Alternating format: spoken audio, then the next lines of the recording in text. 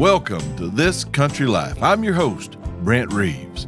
From coon hunting to trot lining and just general country living, I want you to stay a while as I share my experiences and life lessons. This Country Life is presented by Case Knives from the Store More Studio on MeatEater's podcast network, bringing you the best outdoor podcast the airways have to offer. All right, friends, grab a chair or drop that tailgate. I've got some stories to share. Coon Clawed Jake and Philip Worm. We're living off the land this week. Two similarly themed stories that highlight the willingness to make a go of it in the wild. One of them for a few days and the other for a lifetime. I think you'll like them both. Join me at the fire and let's get started.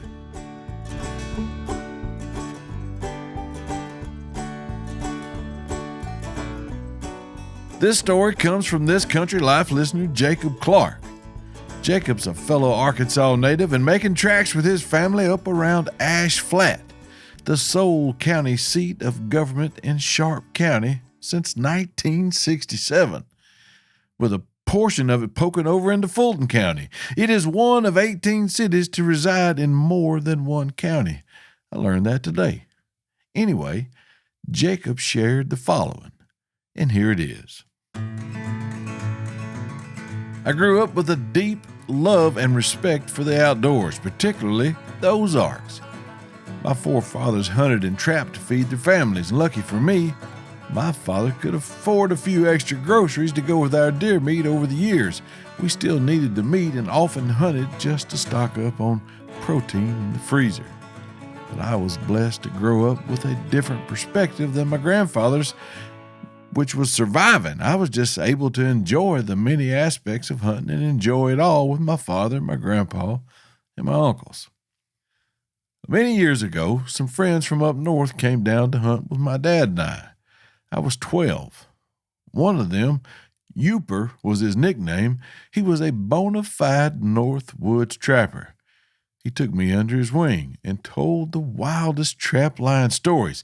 I had used dog-proof traps before on the farm, but never anything like what Youper talked about. And that fall, I dug out some Oneida Victor 1.5 coil springs that belonged to my great-grandfather, and I started trapping. Fast forward about 2 years, and I was running my own trap line. Being homeschooled allowed me some flexibility with my schedule. I was getting up at daylight, walking a mile to the Strawberry River, and running a dozen or so sets targeting red fox.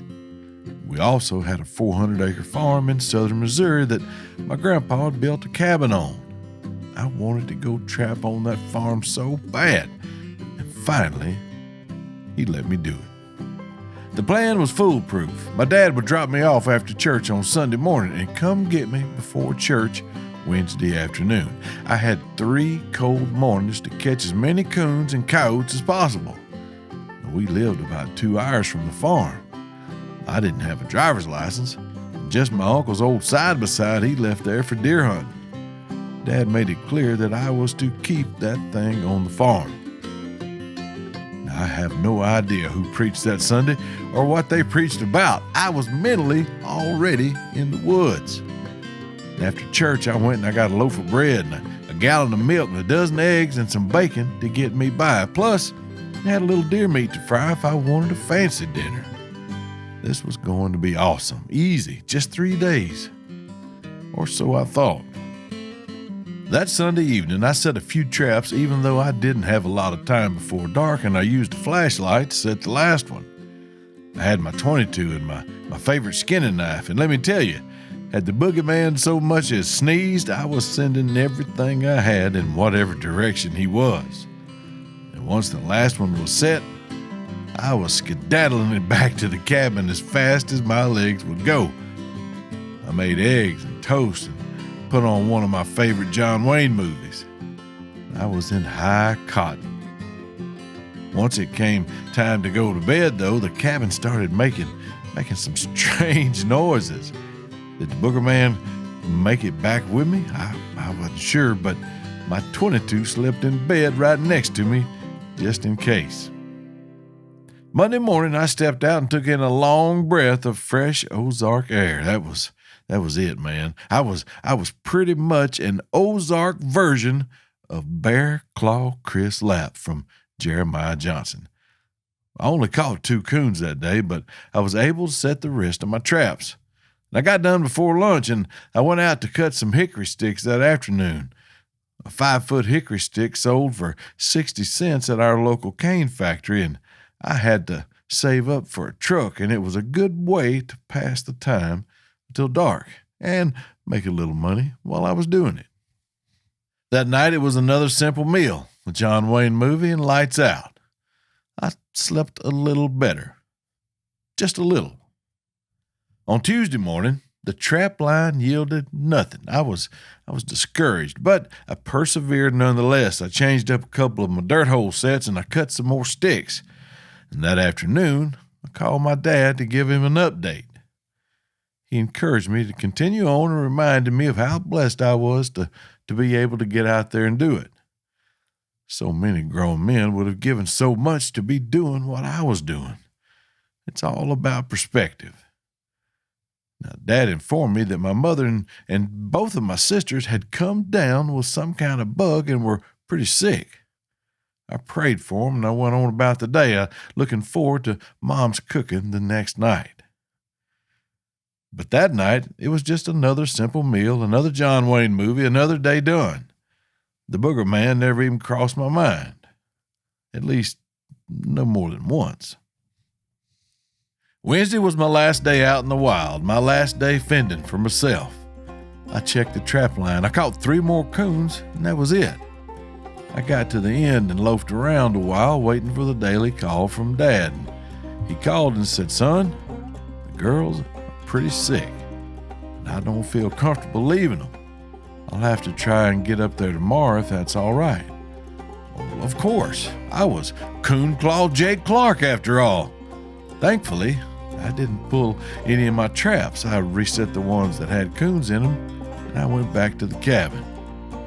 I had a few pieces of bread, a couple eggs, and a glass or 2 of milk that was left. And after that, there was a couple of packages of peanut butter crackers and maybe some cans of Viennese sausages in the cabin pantry. I killed a couple squirrels, and I had them for supper that night. I went to bed, and I slept pretty good, confident that I would be in my own bed the following night. Thursday, I got up and I felt well rested. I downed some cold water and I stepped outside to relieve myself. And I walked around the corner of the cabin half awake and ran right smack dab into the booger man. The neighbor's old dog had wandered over a mile to the cabin and thought he was as alone as I thought I was. We both jumped about a foot high, let out a high-pitched yelp, and we both went our separate ways. I no longer had to pee, and I would guess that he probably didn't either. I think I'm ready for Dad to come get me. And he called and said the girls were still sick and there wasn't much hope of being picked up today. I reassured him that I was good on groceries, and I left to go check my sets. I planned to kill another couple squirrels and stretch what I could out until tomorrow. And on the very last trap, I couldn't believe my eyes. I caught an old bobcat. My first one ever, and man, was I excited. His pelt was worth $80 to my local buyer, and I couldn't wait to tell everyone about it. I made my way back to the cabin in time for lunch. Only I didn't have much to choose from, and I was about to get flat out hungry. I went to skinning that bobcat, and right about the time I was done, I realized he had some decent-sized back straps, and they looked like normal meat to me.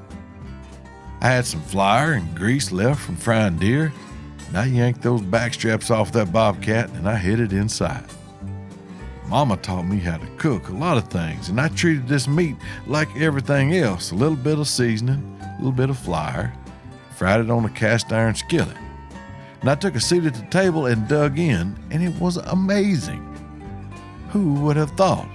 All I know is I had a full belly the rest of the day and went to bed confident that I could do this for as long as I needed to. I just didn't want to do it much longer. The next day was Friday, and my belly was on empty when I got up. I gathered myself, I ate an egg, and I peeked outside to make sure no hounds were scavenging around, and I hit the woods. Nothing was lighthearted that morning. I was dead serious about everything and starting to feel lonely. I'd been gone long enough that I wasn't sure Mom and the girls would recognize the grizzly-looking woodsman that replaced their son and brother. Mama had said farewell to her baby boy last Sunday. I was a different man now. I might as well sell all my possessions and head west for the Rocky Mountains. I was no longer a 14-year-old boy. I was a 14-year-old mountain man. Dad called, and he said the girls were better and he would update me after lunch. Hallelujah! That was the best news I could have heard at that point.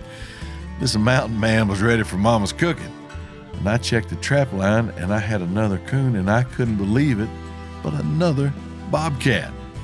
Only this time I wasn't thinking about the $80 in the bragging rights. I was already smelling those backstraps being fried up for supper. Dad called that afternoon and wasn't too sure about leaving the girls yet, but was also worried about me. Me? I'm doing great now. I got my supper, a huge boost in morale, and I'm doing just fine. Just come tomorrow. That night, I slept better than ever. So good, I left my .22 in the other room. The next morning, I didn't catch anything, and I pulled all my traps. I had 2 bobcat pelts, a few coon pelts, and a pile of hickory sticks, and a couple pieces of fried bobcat left over.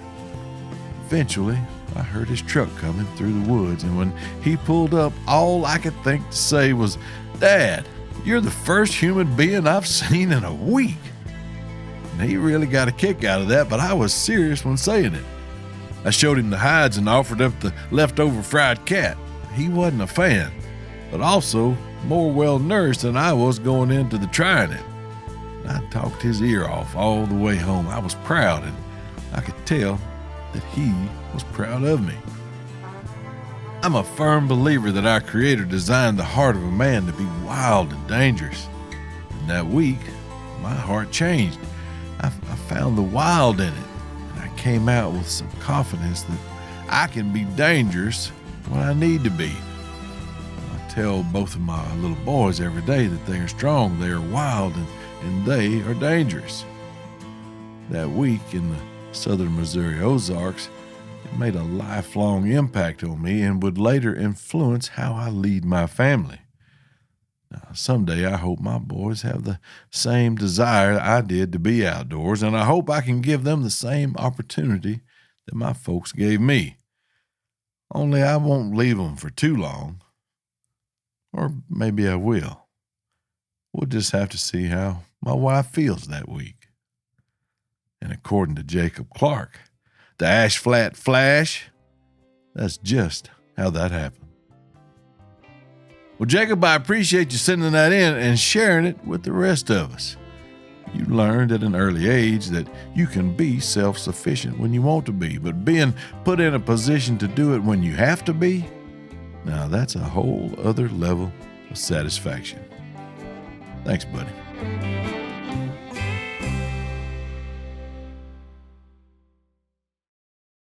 In 1959, Philip Henry Worm went to work welding bumpers on buses at the Ward Body Works Company in Conway, Arkansas. He was earning $1 an hour and was promised a 10-cent raise after his first 3 months. It was an agreement between his supervisor and Philip. Now, Philip, being a man of his word, expected his boss to be the same. He was 18 years old, and he and his new wife, Pat, he calls her Patsy, were determined to make it on their own. Philip was born in 1941.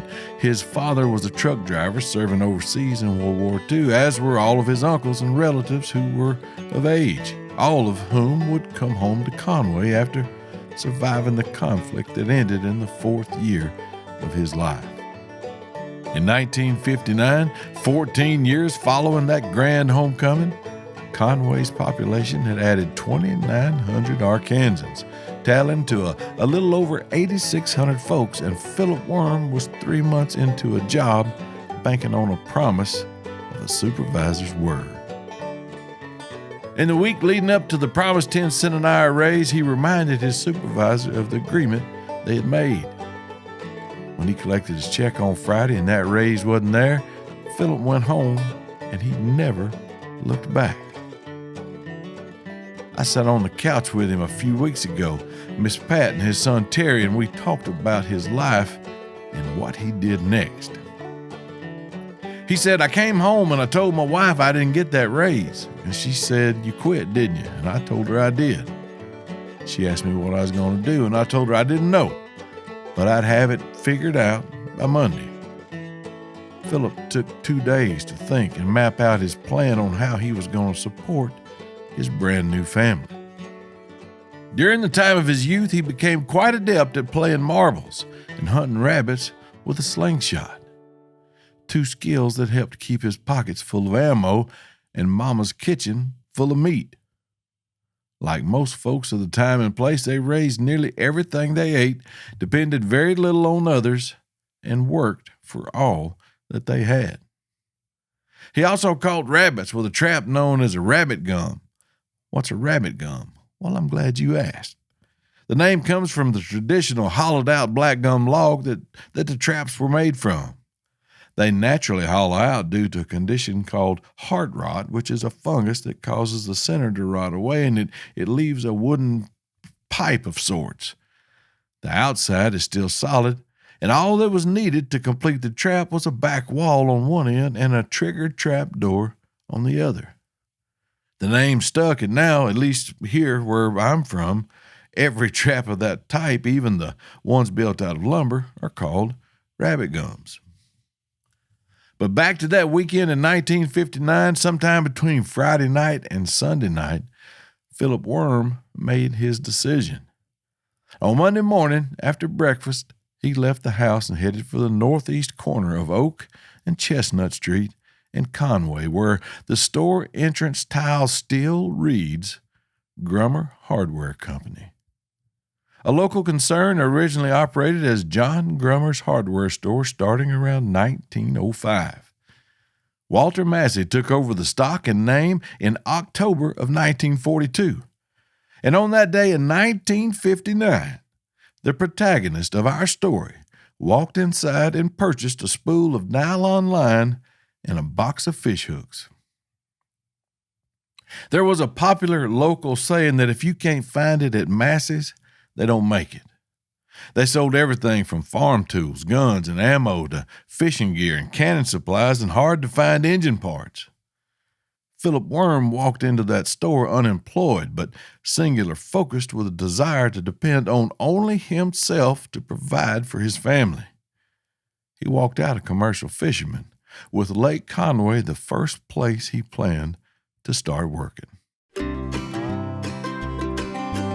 Lake Conway was formed when a dam was placed across Palarum Creek, forming a 6,700-acre reservoir in central Arkansas just south of Conway.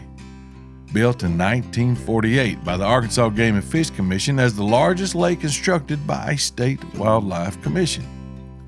It was there that Philip started fishing out of a wooden boat that he'd made in high school. And while doing so, he met the man who would become his partner for many years afterward. He learned to tie gill nets and hand-wove them from linen, using a net needle and a sheet bend or a weaver knot. Mr. Phillip made his linen gill nets in the backyard of his home. There wasn't any locally available nylon small enough to use back then, and nets would be made from linen and cotton before the introduction locally of monofilament small enough to use later in the decade. Using gill nets to catch and sell buffalo on the wholesale markets for 7 cents a pound or retail at 15, catfish were more than double that. So it's an easy formula comparing commercial fishing to welding bumpers as to which one was more lucrative. It's also an easy summation as to which one was harder. Fishing was every day, and you didn't get rained out. You just got rained on. A simple formula for a young entrepreneur. You can't sell fish if you hadn't caught them. So that's what Mr. Phillip did. He fished. He first started out in Lake Conway, and then he moved to the Arkansas River, adding the Mississippi as his business expanded. He leased private lakes from landowners and netted buffalo by the boatloads all through the cold winter months.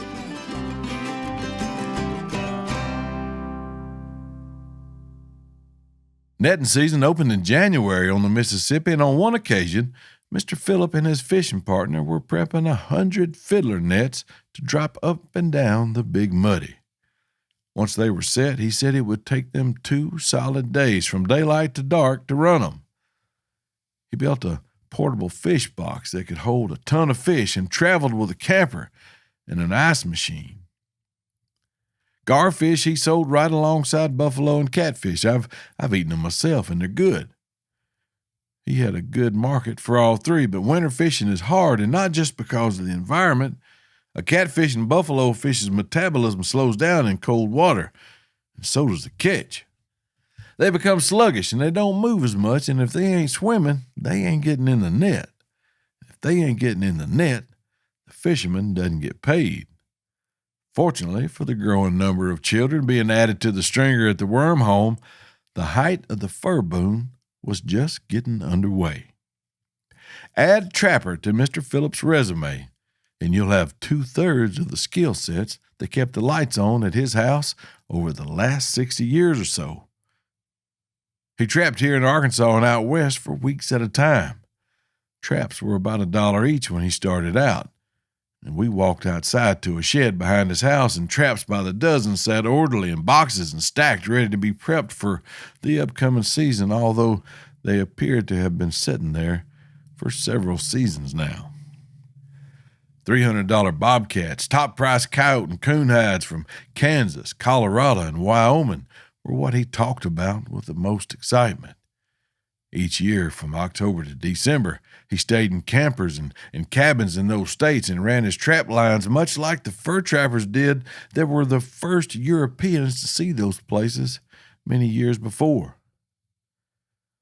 The pictures his daughter Tammy shared with me I'm referring to now will be on my social media channels. They're really impressive, and a big tip of the hat as proof positive to someone who relied on his knowledge of the environment and how the animals he was after interacted in it. He wasn't just posing with a pile of furs in those shots. He and his family were sitting amongst the car pavement, school clothes, Christmas presents, groceries, light bill, and every other item required to raise a family and live a comfortable life. Comfort, or a lack of it, was the only thing that interrupted his trap lines. When the snow got too deep, Mr. Phillip went home. Now, if that ain't enough, get a load of this. At one time in Arkansas, there were 6 turtle farm permits issued. That's right, turtle farm permits. Guess who had one of them? Correct again, Mr. Phillip. For decades, Arkansas allowed heavy commercial collection of turtles alongside pond-bred and raised ones.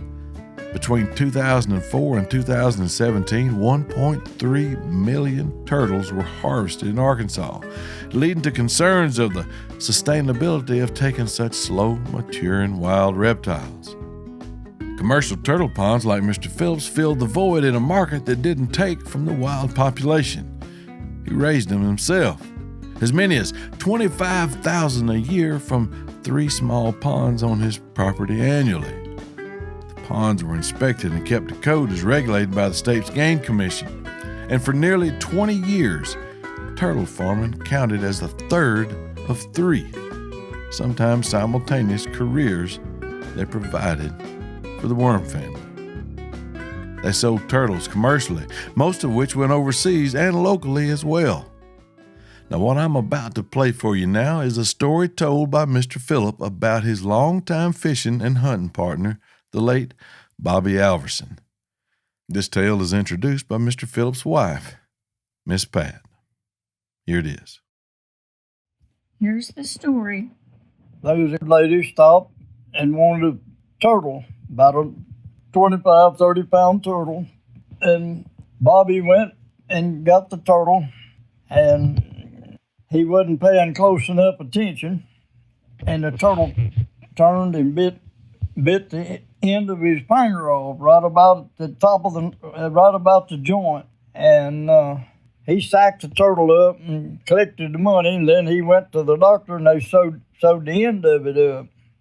And when I got down there Monday morning to go run nets, he was telling me about it, and he brought out this jar that was filled up with, I don't know what he had, alcohol, I guess. Anyway, he had the end of that finger in that jar, so I got it up looking at it. I said, "My gosh, Bobby, you ought to at least clean that fingernail out before you stuck it in that jar." That's about the end of the story, all right. He laughed at me. It's a tough community of folks who run around in the commercial fishing and turtle business. Not a lot of sympathy passed around. The hazards of the job were just the things you dealt with because the job had to be done. I got a good friend who's a commercial fisherman, and he, just like Mr. Phillip and Mr. Bobby, didn't complain about the work or how hard it was. Work is work, and it's refreshing to see someone like my friend who does it now keeping this way of life alive in the wake of the mountain regulatory costs and the sport fishing lobbyists. I've spoken with the Arkansas fisheries biologist and have been assured the catfish population in the Arkansas River can easily withstand the amount of commercial fishing pressure it's receiving. Catfish of every species are thriving, and the regulations put in place will ensure that they remain that way.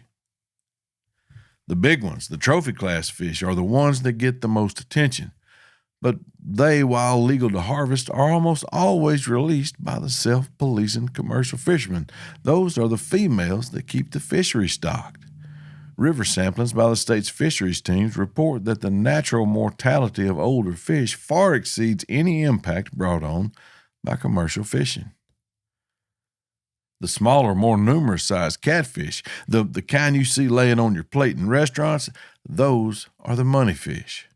And there's not a commercial fisherman I know or have ever talked to that wouldn't rather have 25 2-pound fish over one that weighed 50.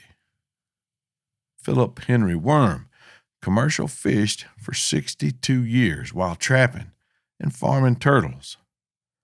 A lifetime of stewardship and regulated harvest, which is, in its truest working sense, the very definition of conservation. Thank y'all so much for listening to Clay, Lake, and myself here on the Bear Grease channel. That's going to do it for me for this week. So until next week, this is Brent Reeves signing off. Y'all be careful.